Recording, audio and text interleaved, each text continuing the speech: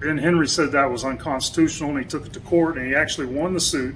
All 4 attempts on Ben Henry's life, that name kept coming up. And they impounded his car, arrested him.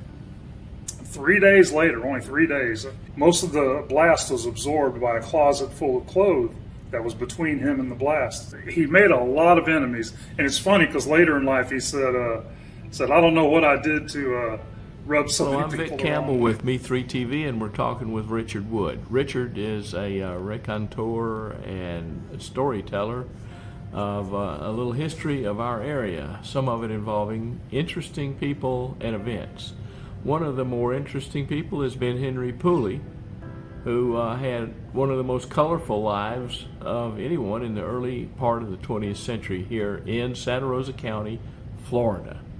I'm sure every county has somebody like this, but Ben Henry probably set a standard. Richard, take it up from here. When Ben Henry Pooley came back from World War II, where he'd been in the Army Air Corps, he went to the University of Florida, and he got a degree in public health. So when he came back to Santa Rosa County, he was made a sanitation officer, where he did health inspections and the like. Well, in 1956, I believe, he ran against Claude Laughlin, and he was a county clerk. He won the office of county clerk. And 4 years later, he lost that to Ray Helms by 4 votes. But he stayed involved in politics, and he also was hired as a talk radio guy in WEBY in East Milton that was owned by Clayton Maples. He employed him as a radio presenter or a radio show, an early version of a Rush Limbaugh, let's say, for the local area. And he would go on a rant against things that he felt was wrong about the county, and he was right usually. But one thing he did was he sued the county and the county attorney, the board, the county commission. He sued all of them because the county attorney was getting 10% on all fines levied against people in the area. He was getting a 10% kickback really on it. And Ben Henry said that was unconstitutional, and he took it to court, and he actually won the suit, and Judge Woodrow Melvin said it was unconstitutional, and he did away with that law. They appealed it, and they got defeated. So anyway, he won that lawsuit, and created a lot of enemies. And during his radio show, he would go on the attack. Every bit of malfeasance he thought he saw, he would go on the attack about it, and he wasn't subtle about it. His old friend Clifford Wilson, who he had gone to high school with, played football with, was good friends with, but they came down on opposite sides of the political spectrum in the county. And he made accusations without using his name, but he called him Mr. High Octane because his business over in Harold was a logging business, and supposedly, allegedly, he was using county fuel meant for county vehicles in his own personal logging trucks, and Pooley called him out on it.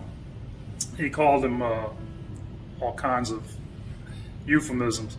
And other county commissioners too, when he found they were doing something, he would make up these nicknames for them. Everybody knew who he was talking about.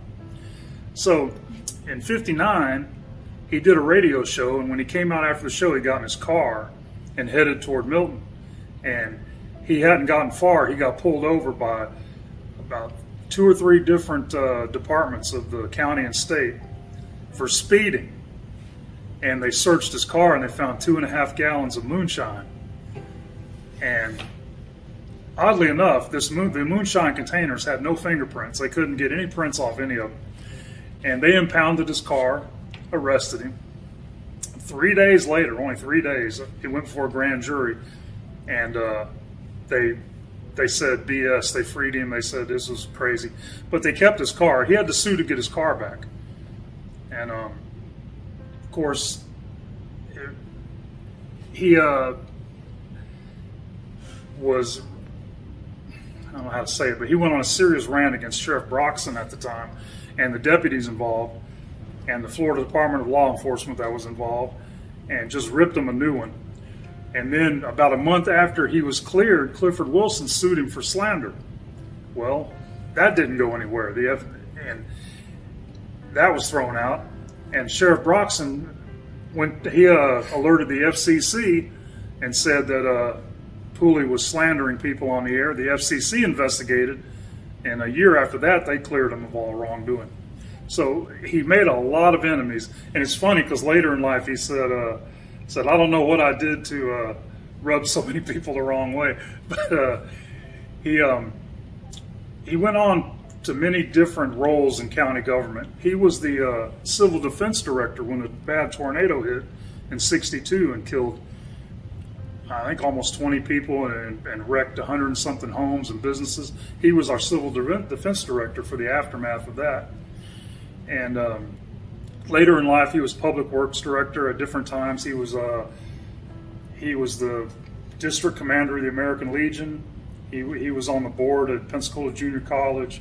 Just about everything. He was a mosquito control officer. Just about every role you can imagine at one point he had. He was an ordained Baptist minister.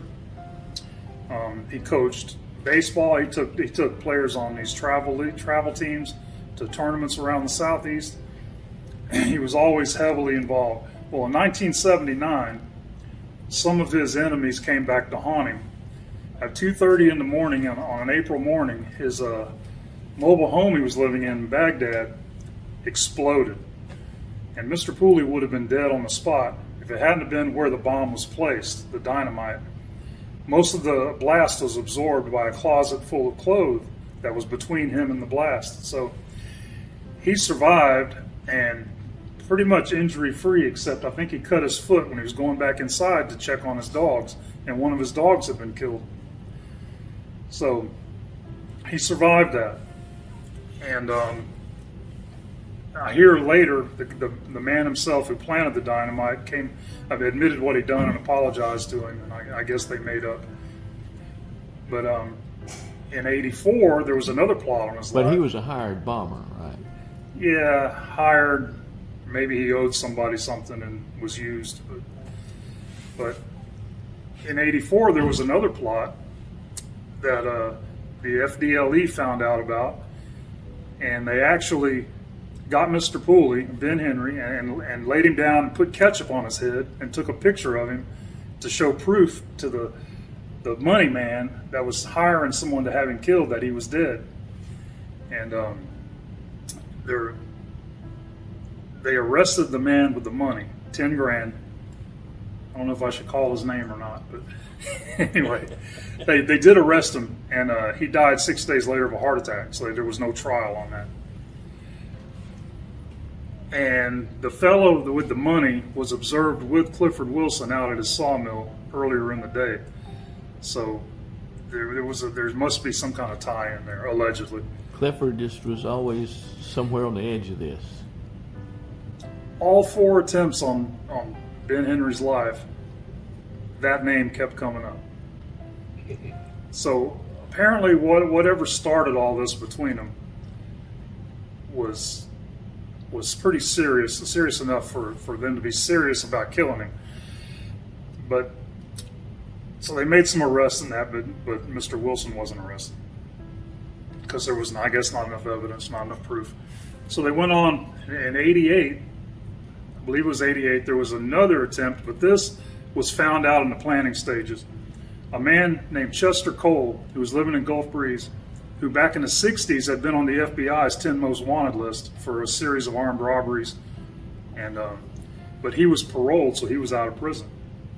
Well, someone gave him money to have Pooley killed, and he had contacted a guy named Boo Adams, and Adams was a killer. He had killed 2 guys in Port St. Joe back in the '60s, I think, and 2 black men were arrested and sent to prison for these murders that later were cleared of it when Adams confessed. Well, anyway, Adams was out of prison, and he was hired to kill Pooley, but he didn't want to do it, and he went to the authorities.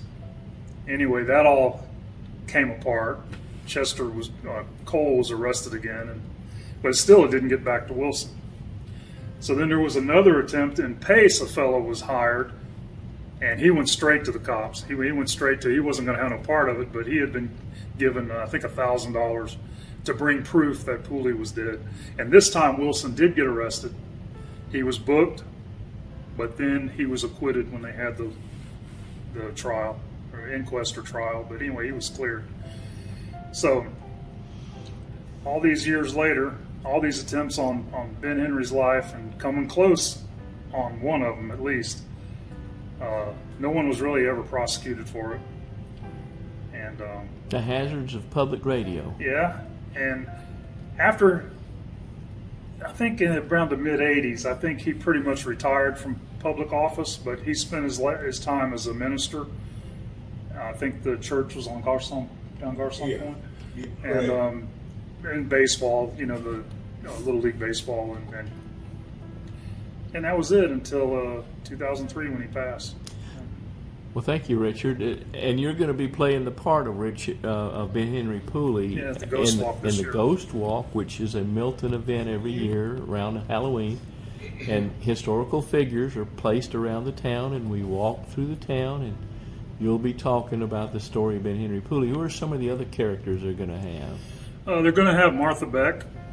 There's going to be a little skit at her house on Conecuh and Monroe Streets, where Martha she Beck grew up. was a serial killer. Yeah, she was Martha Seabrook, and she married a cab driver named Albert Beck, I think, in Pensacola. But she left him to run off with a guy named Ray Fernandez, and they became the Lonely Hearts Killers up in New York, Michigan. They killed a bunch of women to You get can look their, up Martha Beck on Google. Yeah, her. she's heavily covered on the internet. There's been movies made about it. Any other interesting people? Yeah, they're doing a thing about the drive-by shooting of Spencer Collins and the connection with the Aubrey Gaynor murder. A couple of historic houses in the area that I don't think any crimes happened there, but they were pretty historic events. So we have a fun time in Milton, here in Santa Rosa County, Florida, sometime around Halloween usually. Yeah, it's and October 22nd, 23rd. And they're going to have a little, the Imogene Theater is named after Imogene, this girl. She's 12, 13 years old. I think the daughter of the owner. But they have someone playing her, and I think she's going to sing a song at the Imogene. And Imogene Theater was built in 1912, I think, yeah. and was kind of like the place of entertainment for so many years. Yeah, it was a movie theater, vaudeville acts, opera house, just whatever. I think one time was even used as a dormitory for soldiers out at Whiting Field during World War II. Yeah. Actually had them living in the Imogene. Thank you, Ted Richard. Williams lived at Exchange Hotel during World War II. Ted Williams? Ted Williams, a great baseball great player with Boston Red Sox. Was he doing flight training or something? He was doing flight training at Whiting Field. And he lived there at the Exchange Hotel. I think Elvis stayed there once too. Yeah, Elvis did stay at the Exchange, and you had Hank Lachlan, of course, someone there. Hank Williams Sr. At the Imogene. Yeah, not at the yeah, Exchange yeah, Hotel. not at the Imogene. Hank Williams Sr. and the lady with the hat, the price Minnie tag. Pearl? Minnie Pearl. She also Oh, yeah. performed there. How about that? Richard, it wasn't clear to me what caused all this animosity Well, towards that's the whole Pooley. thing. Radio. Shake hands with you. He never met a stranger. He had a heck of a personality, and he was smart. Dad was smart. Stewart told me a story. He should have been a lawyer instead of a politician. Stewart told me a story that his grandpa Rufus Baggett was outside the courthouse one day with a shotgun, waiting on somebody to come out that owed him some money. Yeah, $50. And the sheriff, the deputies, everybody was afraid to go over there and try to take that gun away from Rufus.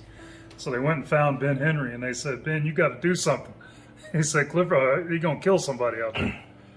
So Rufus gonna kill somebody. So Ben went out there and talked to him and got the shotgun away from him and calmed him down. Yeah, took him I home. love that. Good story. He passed out on the way home. Passed out. Yeah, he was drunk. He was your uncle. Yeah, that was my granddaddy. Oh, your That granddad. was my mama's daddy. Bud Baggett, Rufus Baggett. They called him Bud. Rufus. But Daddy went out there and got him get in the car, took him home. Yeah. He was a sport. Now I'll tell you, And the other one was after the trailer bombing, they asked they asked his wife Annette about it, and she said, if someone turns me into a widow, I'm going to make sure there's more than one widow around. Yeah. She would too. Yeah. And there's Roy. He's got our food. Is that Come on in, Roy. Hey, Roy boy. Come on in. Hey. Yeah. Welcome, Roy Allen. And Hey, Tommy Roy. Nichols. Hello. Tommy How you doing, Nichols. Roy. I'm okay. How We you? got Stuart All right. Pooley. Winston Burnham. Good morning, Santa Claus. Stuart. Richard Wood. How you doing, buddy? Dick Miller. And Richard Utes. The CIA is always in the Waiting for my back. coffee. Waiting for my coffee. Thank you, guys. We're going to stop here. Off 330.